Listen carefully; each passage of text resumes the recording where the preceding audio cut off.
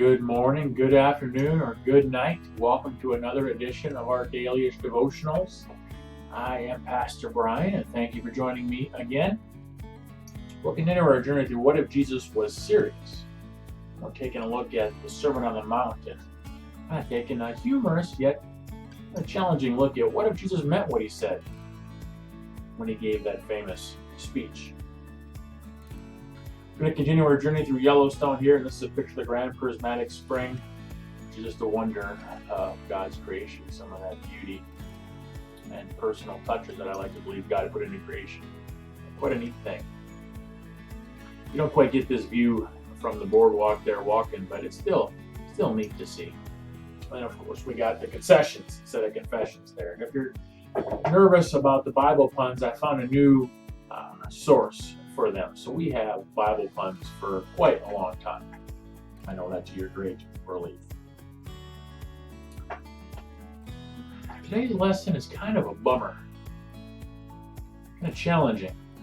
I don't know if there's a way to put a pretty bow on the end to make us walk away feeling real upbeat and chipper. So with that wonderful and rousing introduction, if you stay with me, it is one we can hopefully learn from. We were created in God's image to do two things on earth: learn to love God and learn to love people. How are we doing on learn to love people part? I love the people that I like. What about those other people? What if Jesus was serious when he said, treat others the way you want to be treated? Love your neighbor and your enemies. The title for the chapter today is If Jesus Was Serious, Then We Cannot Separate Our Relationship with God from Our Relationship with Others.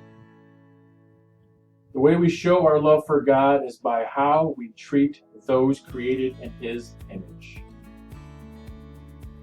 Who was created in God's image? Everybody. All people. So the way we show our love to God is about the way we treat those created in His image. The author says one of the recurring themes in Jesus' Sermon on the Mount is the inseparable link between our relationship with God and our relationship with others. He kind of has a zinger here. Jesus repeatedly emphasizes that how we treat others will determine how God will treat us. It is uncomfortable. How we treat others determines how God will treat us.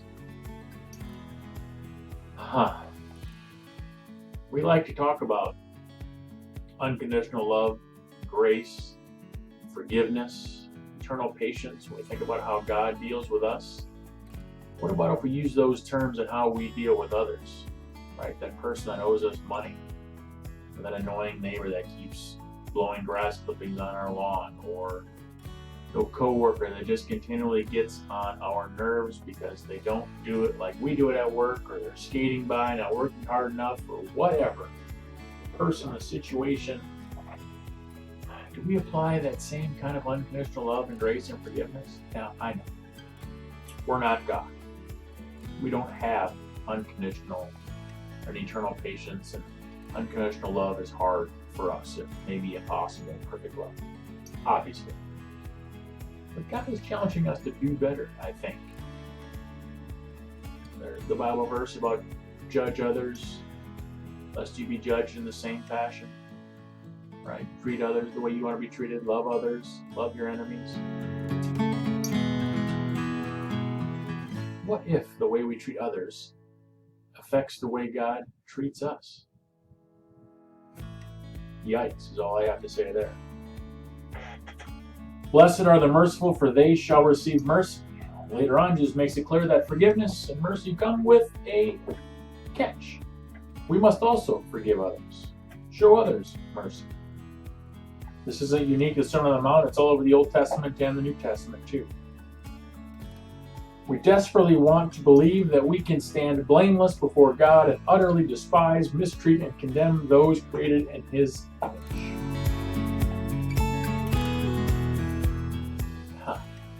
That is uncomfortable. He goes on to say that it's not uncommon for religious people to use God to justify their mistreatment of others. This is precisely what religious leaders, the Pharisees, did in Jesus' time. Those who are comfortable praising God while showing contempt for people who look more like the Pharisees who killed Jesus than the disciples who followed him. We spend so much time and energy determining who's right, who's wrong, who's in, who's out, what side should we be on. It's us versus them. If you're not with us, you're against us. Instead of just loving and accepting, not worrying so much about who's right, who's wrong, what side we're on. Think of the energy and time wasted in that and simply just Christianity, as evidenced by the amount of denominations and different religions, the different ways, different parts of Christianity that there are. Right? That's all about who's right, who's wrong, who's doing it the right way, who's doing it the wrong way. When Jesus came, he didn't follow many of the religious rules. Why the Pharisees were so angry? The Pharisees weren't necessarily bad people. They thought they were keeping the right religious form and way. And he just said it's not about that. It's about how do you treat others? How do you help them have a better life? How do you forgive them, show them grace and mercy and love? How do you pick them up? And yet they're concerned with if he's picking grain on a Sabbath, who he's hanging out with, if he's healing on the Sabbath, and breaking those religious rules that they had set. We're so concerned with who's right and who's wrong. Because I think it's uncomfortable for us. We don't know. We try to have a line. Where do I need to be to say that I'm good enough for God? How much do I need to do? We like to have that. Have I said this prayer at this time? Have I given enough to church? Have I done this or done that? Jesus says, don't worry about it.